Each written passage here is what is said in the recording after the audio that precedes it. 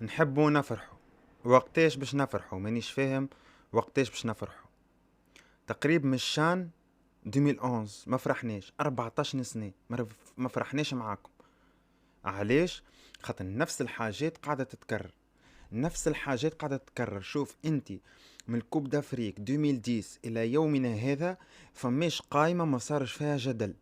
فماش ناس ما تستحقش افكتيف، ما يستحقش انه يكون في المنتخب ومشي. اليوم انت تلفت للبنك ما تلقى حد، ما تلقى حد في البنك، ما تلقى حد، على خاطر انت مشيت بفكتيف ليميتي.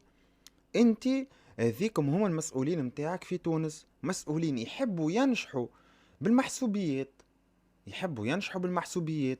ما يخدموش مخاخهم، ما يهزوش هذاك يستحق ايه، هذاك ما يستحقش ليه.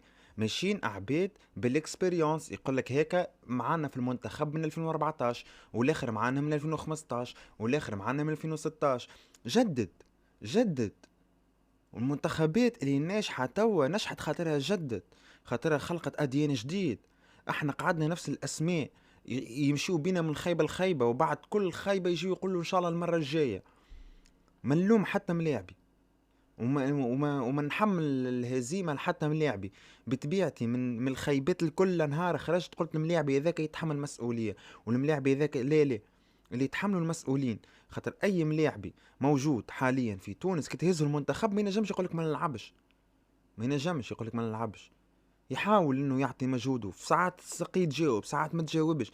هذيك هي تلك حدود الله، ولكن انت المسؤول على دعوته، انت المسؤول على دعوته. ومتاكد انه فما برشا ملاعبيه كانوا ينجموا يعاونوا المنتخب الوطني التونسي. اما احنا كما قلتها وقت اللي صارت القائمه، قائمه المحسوبيات، قائمه المحسوبيات. ناس وتجي تخرج تو الناس تصرح وتقول لك مريح يلعب مضروب. لويش تلعب فيك هو مضروب وانت عندك الصحراوي في البنك؟ حسام تقاع علاش تخرج فيه؟ علاش تخرج فيه؟ كنت تخرج بالرمضان، كنت تخرج اسماعيل الغربي، راهو مش نجم ويلعب في اللو نيفو، معناها يلزمو يقعد يلعب ليه؟